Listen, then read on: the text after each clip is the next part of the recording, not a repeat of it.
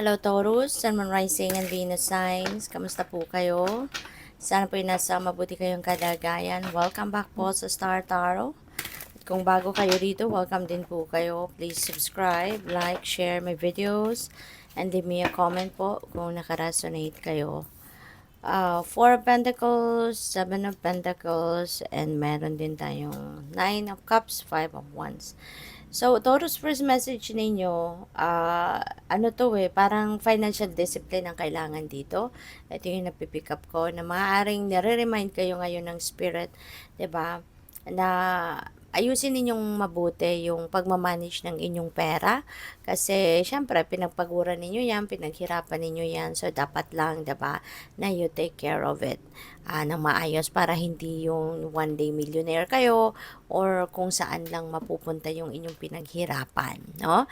Kasi po pwedeng meron ditong tendency ang iba sa inyo na baka nag-overspend kayo kasi po pwedeng hindi ninyo na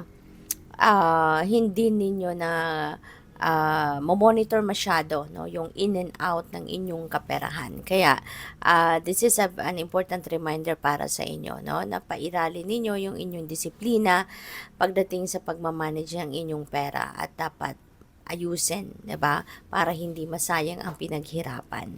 We also have the Seven of Pentacles. Seven of Pentacles, ano ito yung parang kailangan mo pa dito na mas mag-antay ka pa, magpasensya ka pa, kasi kung ano man dito yung pinaghirapan mo, ano man dito yung pinagtrabahuan mo, po pwedeng naghihintay ka na lang, 'di ba? Kasi alam mo, nakikita mo na hindi pa ready for harvest kung ano man yung itinanim mo.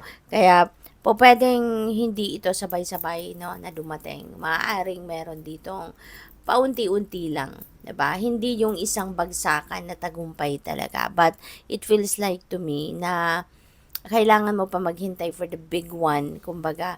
Kasi yung kung ano yung nakukuha mo ngayon, ito lang muna yung mga maliliit, no? Small successes pa lang ang nakukuha ninyo, and you know na meron pang big time na dadating, no? Na bunga ang inyong pagsisikap na ito. Kaya you need to be more patient pa, okay? So, we also have the Nine of Cups. Ayan. So, this is time for happiness. This is time for success. This is time for tagumpay, no? At saka fulfillment energy din ito kaya most likely meron kayong mga dreams, meron kayong mga wishes na magka-come to fruition at this time. Kaya maaari na yun din ang isa sa mga dahilan kung bakit kayo magiging masayang masaya. So we also have Five of Wands. Ayan. So there could be conflict dito, no? Baka meron kayong hindi pagkakaintindihan with another person or a group of people, pwedeng ganon. So, pwedeng related yan sa trabaho, sa magkakaibigan, sa pamilya. Baka you are not on the same page, no? Kung ano man ang pinag-uusapan dito, maaring hindi kayo nagkakasundo-sundo, no? But that is number 5. So 5 resonates with change. Kaya magbabago din yan for the better. At saka baka kailangan lang din ninyo dyan na magdistansya muna sa kanila sa sitwasyon na yan para nang sa ganon makapag-isip-isip ka muna, 'di ba? So, by the way, maraming salamat no for subscribing. At kung hindi pa kayo nakakapag-subscribe, subscribe na po kayo. At saka maraming salamat din for not skipping the ads. Malaking bagay po yan sa akin. Thank you. And also, please click the join button sa baba na video kung gusto po ninyo na mag-join sa membership. So, your next message is autumn. Wow. So, alam mo, meron dito talaga siguro sa Nine of Cups ito, baka minimithi mo talaga na magkaroon ka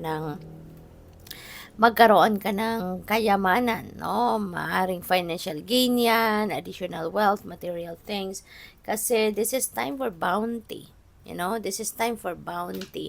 So, siguro matatanggap mo dito, makakamit mo ngayon yung yung abundance, yung prosperity na maaring hinahangad mo, maaring yun ang wini-wish mo, or maaring yun ang ipinagdadasal mo talaga, kaya po pwede, no, na yun ang ibibigay sa iyo ng Divine Universe.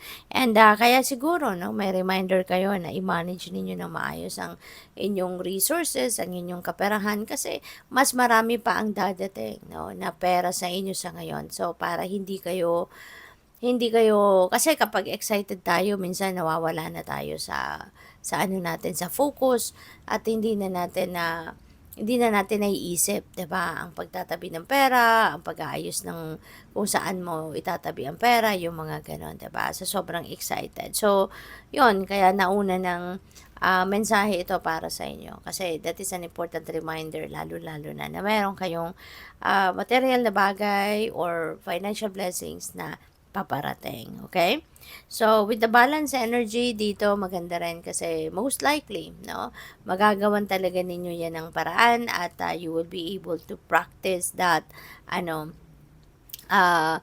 you are going to practice that financial discipline talaga. Kaya kahit papano, may babalik mo yung balanse, lalo-lalo na pagdating sa pagmamanage ng inyong kaperahan.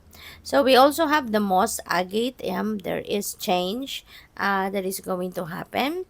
At ang maganda rito kasi, maaaring merong transition sa inyong mga perspective, transition sa mga paniniwala ninyo, maaaring ganon, no? Maaaring yan ang isa sa mga major na pagbabago na magaganap.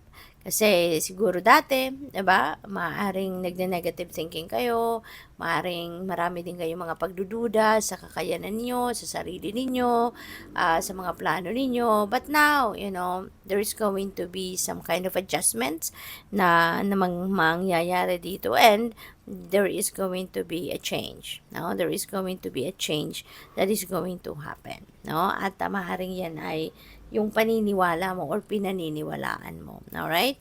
So, we also have earth. Ayan. So, baka kailangan mo dito ng grounding. Kailangan mo dito na maibalik mo yung concentration, yung kapayapaan sa dibdib mo, sa isip mo, lalo-lalo na siguro kasi meron ditong merong competition or merong conflict, no, with other people, kaya para na magkaroon kayo ng mas peaceful na pag-iisip at pakiramdam, so kailangan ninyo na i-ground ninyo ang inyong sarili.